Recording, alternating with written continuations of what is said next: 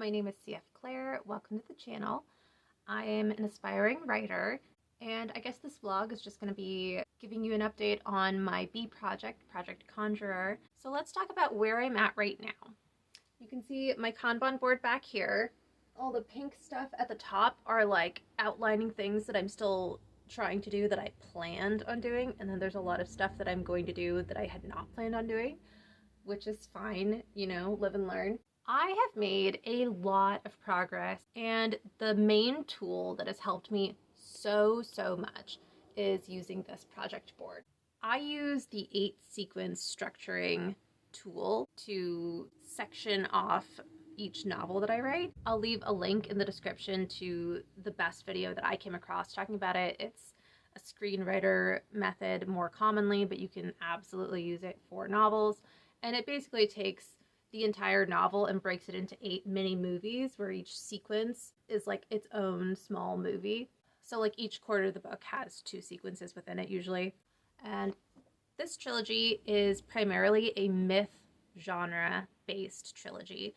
The plot shape of a myth is what John Truby calls the meandering shape, where it's essentially a long journey where at the end the main character usually returns home having found themselves through the process of the journey that they take. I'm super visual, so I wanted to have my story laid out like that so I could see. So the 8 sequences of the first book end here, the 8 sequences of the second book end here, and the 8 sequences of the third book end here, and it all just sort of funnels down to what I know needs to happen at the end of the last book to achieve what I'm trying to do with this trilogy. While I'm outlining the first book of the trilogy down to the scene level, I'm outlining the second and third books down to the sequence level. And I found that to be really helpful to fill in a lot of spaces that I needed help with for the first book, and to make sure that I'm slowly but surely getting to where I'm trying to go with the trilogy. I know this is like extra. I would never encourage anyone to do something like this unless they thought they were also someone who like really benefits from a lot of outlining, and this would be way too much for a lot of people. But if you were looking for a way to visually see your entire series, something like this I think is very helpful. I'll insert a blank graphic of what I put here for each of the sequences. And I could talk a lot more in depth about this kind of thing, but I just want to catch you up on all the progress I've made, so we're going to move on for now. Also, when I made this, I made it so that it was wide enough to fit small post-it notes, and that just made it really easy to fill in what I already knew at the beginning and then fill in the blanks. Also worth mentioning, I'm the kind of writer that I get a lot out of knowing a lot of stuff about what I'm doing, and this is really a complicated sort of thing, and I have a very specific goal with it and effect that I want to achieve. So I also put at the top the overarching moral problem that this trilogy is tackling, and the overarching theme line, and the overarching design principle of the entire trilogy. And then each book in the trilogy has its own specific moral problem that's tied to that larger moral problem, and its own specific theme line and design principle. It's come in the most useful with creating cohesion, because when I get to those spots where I don't know what happens between 2 events, then I go back and I look at the overarching moral problem and the theme line, and also for that book that I'm working on, what the moral problem is and the theme line. And from those 2 things, I sort of brainstorm some events or revelations or twists that might make sense between those 2 points that I need. And so then that really helps fill in cohesively the pieces that I need. This is the other side of the project poster board. This is the main side where I look at the specific book I'm working on right now. This is meant to be in a spiral shape. Overall, the trilogy is primarily a myth story where through all 3 books, the main character is going on this journey to find who he is at the end. But each book, the plot is specifically focused more on a mystery to varying degrees. And in John Truby's book, he has the shape of detective stories being a spiral. And I really loved that. I thought that was great because at the beginning, obviously, the detective, who in this case is our 10-year-old protagonist, starts off having no idea, you know, what is going on. And he has to do an investigation and interview suspects and find out all of this stuff to eventually find out what the truth is. And there's a big kicker, and it leads off into why there is a second and third book. So I really like that shape. Again, I'm super visual. I took magnets that have sticky backings, and I put about 8 or 9 in each section. And you can see, again, I have this broken into 8 sequences. So there's about 8 or 9 magnets within each sequence.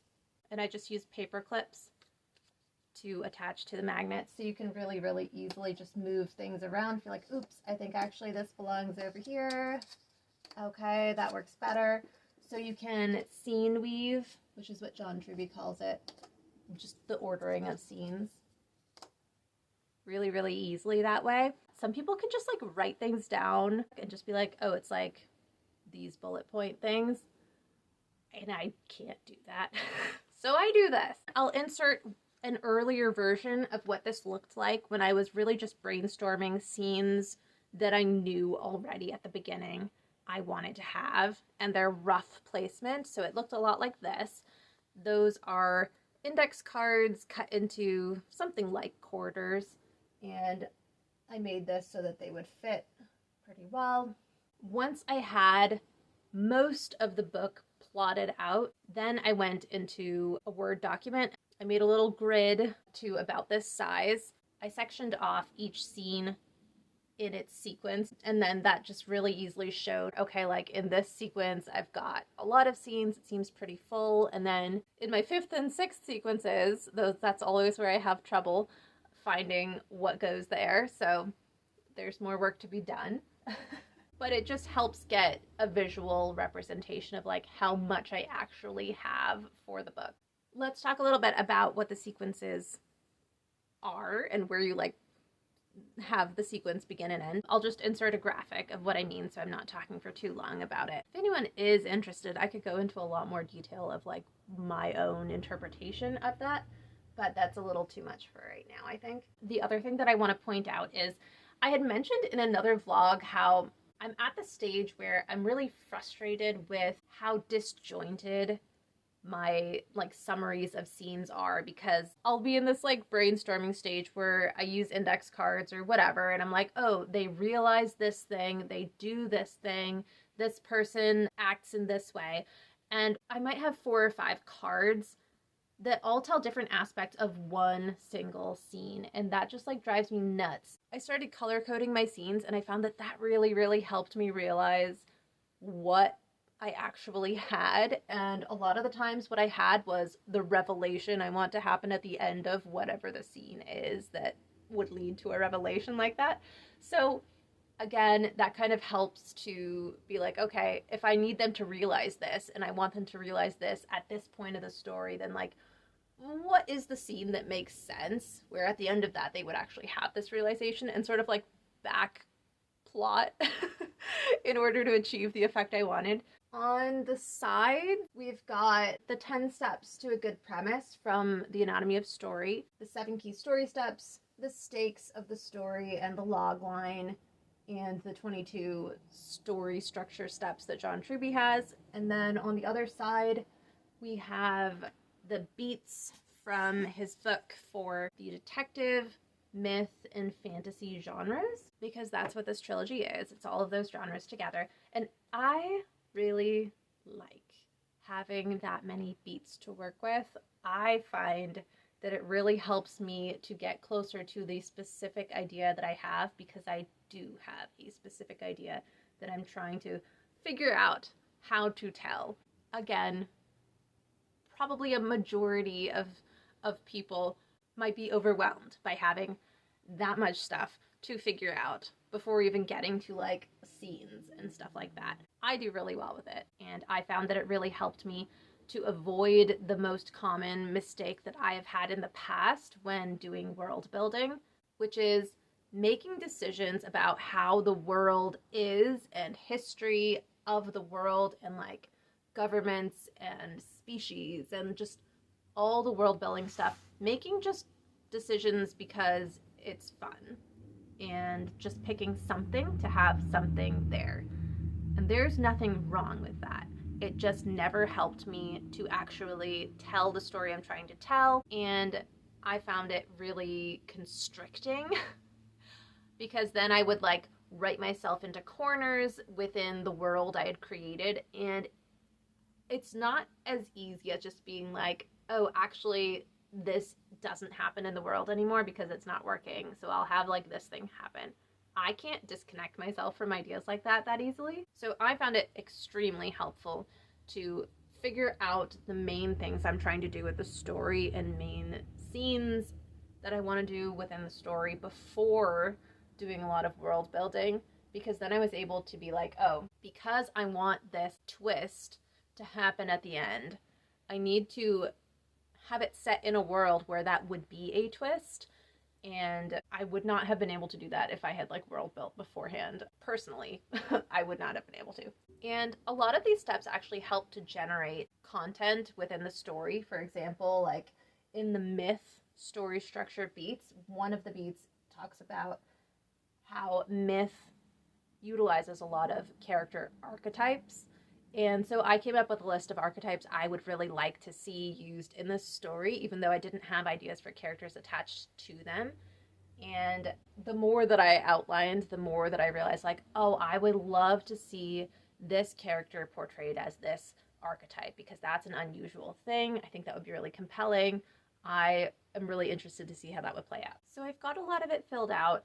I know most of what happens in the story, but there's quite a few specifics that I don't know the way they play out, and I really do need to know that personally before I actually started writing. What I'm finding is that all of the things that I already know are the things that the protagonist does, and I want this to be a very dynamic world, and there's a lot going on. There are a lot of people that have stakes in the wider world and are making decisions because of things that our protagonist just doesn't know. And that's not random. It's not just like for added complexity. It's because it all plays into the why of why this initial mystery happened and why it's important and why it has like a wider significance in the world. And I'm finding that I need to know the other characters better and have a better understanding of who they are and why they're making the choices that they are that are affecting what the main character finds out and what he does. So I think a lot of the spaces that I don't have figured out right now are because there are things that some other characters need to do that the main character will then need to react to as he's trying to achieve his own goal. So right now what I'm doing is I'm looking at the primary cast of characters and I'm getting a better understanding of things like what they're proud of, what they're ashamed of, any secrets they have, what they want, why they want it, what they like, what they dislike, and a few core memories for most of them, the key players who are going to be making these choices, because that will give me a better understanding of why they're doing what they're doing and the way that they would go about doing that, which will help me fill in those spaces. I did do this with my two main characters, the protagonist and his little brother, and that helped me a lot to really figure out who they are as characters. And I'm really, really glad that I didn't do this until this stage, because I'm finding that I really benefit from sort of working in a pyramid fashion of like, here's the one line that encapsulates the whole story I'm trying to tell, and here's what I want the main character to realize at the end of the story, and so that means I need to set him up like this at the beginning of the story, and really sort of working like that from these very broad I want this to happen, down to, oh, why would that happen? What is he like? What does he want? In the past, I've started out sometimes filling out those really fun questionnaires about characters you have and just being like, oh, I'll like create a really interesting character, and then from there I'll like find out what story I want to tell. And it just doesn't work for me. And then I just have this character who seems like kind of interesting, but like I don't know what to do with them. And it just, I guess I work literally the exact opposite way. So that's fun to find out. So I'm planning to spend the last 2 weeks of March still filling in whatever I need to fill in for the outline and just stopping at the end of March and taking a break from outlining. And I'll reset my Kanban board and my Q2 goals and start working more on revising my A project. And once that's done, I'll switch over. I love trucks. I'll switch over and I will do some more outlining on this. And I think I work really well spending a long time thinking about this stuff and then taking a break and coming back. And I feel like when I come back after a break, things come together a lot faster than if I was to be like, oh, I'm just like gonna do this until I'm all the way done. I just reach a certain wall of like, I can't spend time on this anymore. So I'm excited because in the beginning of April, I'm going to come back to revising my A project. And I think it's going to be really fun to switch gears like that and just like jump into revising something rather than outlining. So it's all fun. It's all good. And I'm in Massachusetts, and this is like 10 weeks away from our last frost date typically. I'm in zone 5B. So we have our first week where it's like, oh wow, every single day is supposed to get to about 50 degrees or so. And that's like really warm for us for this time of year. So I'm really excited about that. There's a greenhouse building project that I need to do. So I'm going to be working on that. We're starting some seedlings. So lots of fun stuff. Spring's in the air. Let's get to it.